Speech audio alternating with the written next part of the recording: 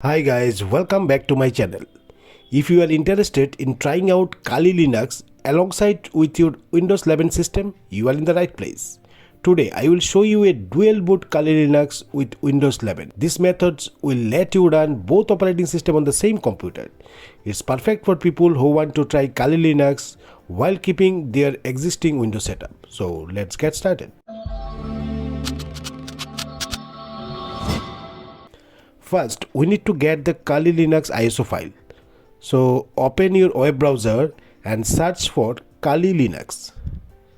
And in the search result, go to the kali.org official website. Now you can see it's the most advanced penetration testing distribution. So you need to just simply click on download, and here you will get two options: installer images and virtual machine. You need to click on installer images. Then you will get different installer options for 32-bit and 64-bit. Okay. So for the most user, the 64-bit version will be appropriate.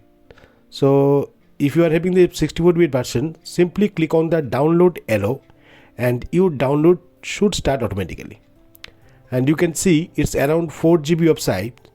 So this might take a few minutes depending on your internet speed. Okay.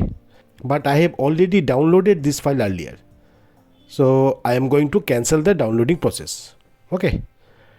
Now to create a bootable USB drives, we will be utilizing Rufus software. A trusted tool offers a user-friendly interface in crafting bootable devices. So for that you need to once again open your web browser, and this time you need to search for Rufus download and visit the Rufus official websites. Now scroll down little bit and you will get latest releases. So no installation is required for that. Okay, so simply download the executable file. It's very small size, so within a fraction of seconds files get downloaded. You have now Rufus and Kali Linux ISO ready to use.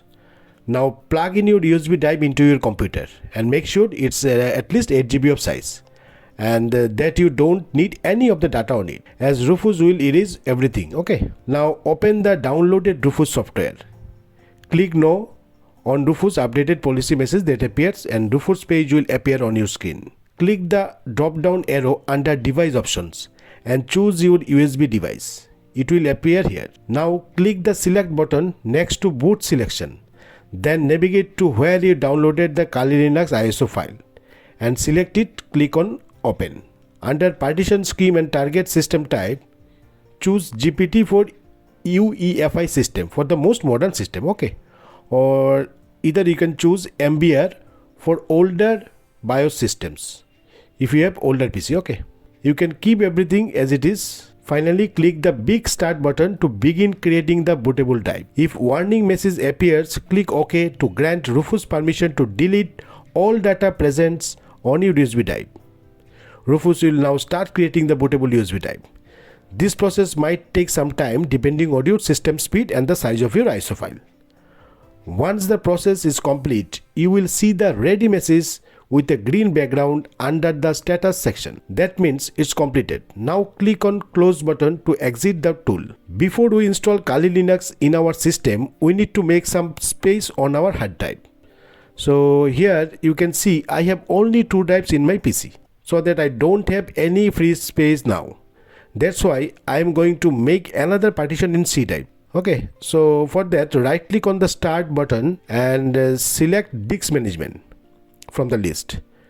Find your Windows drive, that is usually C drive, and now you need to right click on it and select shrink volume. Now you need to wait for a second here. Once open, you need to decide how much space you want to allocate for the Kali Linux. At least 20 to 30 GB is recommended. Okay, but I am going to enter the amount here is 102400 in MB and click on shrink. It will going to create 100 GB space. You will now see a unallocated space on your drive where Kali Linux will be installed. Okay. Once the partition is created, after that you need to restart your computer and enter into the BIOS or UEFI settings. Okay. Do it accordingly. Usually by pressing a key like F2, F10 or Del during boot, you can enter to the BIOS or UEFI settings. So you can check your computer manual for the exit key, okay. But in my case it is delete key. So once in the BIOS UEFI settings, you need to navigate to the boot menu, and first you need to search for secure boot options. From here you need to disable the secure boot options. This is necessary because secure boot might block the Kali Linux bootloader from running, okay. So once you disable this, after that you need to search for boot option priorities and set your USB drive as a primary boot device. That means boot options 1, okay. Then after that click on save and exit. Then double click on save and exit setup and click on yes to save the changes we made. Your computer should now boot from the USB drive, okay. Wait for a few seconds and the Kali Linux installation screen will appear. Now you need to choose graphical install from the boot menu list. And now follow the on-screen prompts. So first you need to select your language, that is English, and then click on continue. And here you need to select your location. So in my case, India. And after that you need to click on continue. And here you need to configure the keyboard layout. So you can select American English. Your computer will now attempt to configure the network settings automatically. In the next tab, it is asking for host name. So I am going to name it Kali and then press the continue button. Next, it will ask for a full name for the new user under the setup user and password section, okay. So I am going to name it Tech Infokart and then press the continue button. Next, type username for your account. So I have to keep it same and click on continue. Now here you need to create a password for the new user and re-enter the password again to verify it, okay.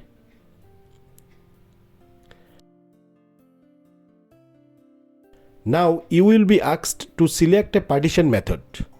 So choose manual and click continue. From the partition menu, select the free space that we created earlier, 100 GB of size, okay. So be careful here to avoid selecting your existing Windows partition, okay. Once selected, click continue. In the partition disk menu, select automatically partition the free space and then click on confirm.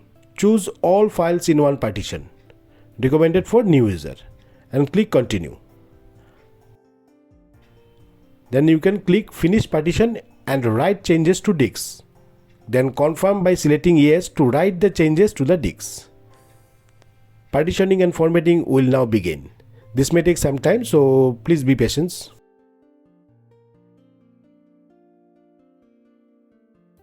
In the next screen, in case you want to add some additional software, you can select it on the following screen like Genome, KD, Plasma, and then click on continue to proceed.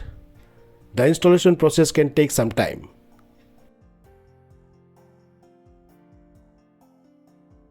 After that, select any of the following for default display manager, okay, and followed by continue. Now wait for another few minutes to complete the setup. So grab a cup of coffee, relax, and let the installer do its job. Once the installation is complete, you will see the finish the installation message. The system will then ask you to remove the installation media and reboot. So unplug the pen drive and click continue to reboot the system. After rebooting, the Kali Linux login screen will appear. Enter the password you created earlier and press enter. Congratulations, you now have Kali Linux running on your Windows 11 machine with dual boot. Now let's check if you can boot back into the Windows. To do this, click on the power button at the top right corner of the screen and select power off, then click restart. On startup, the bootloader menu will again appear, and from the list, here you need to select Windows bootloader to boot into Windows. And here you go, you are now back in Windows. You can now choose to boot into either Windows 11 or Kali Linux whenever required. And that's it, we have successfully set up a dual boot with Kali Linux and Windows 11. Now, whenever you start your computer, you can choose which OS to use. If you found this guide helpful, please give it a thumbs up and subscribe for more tech tutorials. Thanks for watching, and I will see you in the next video.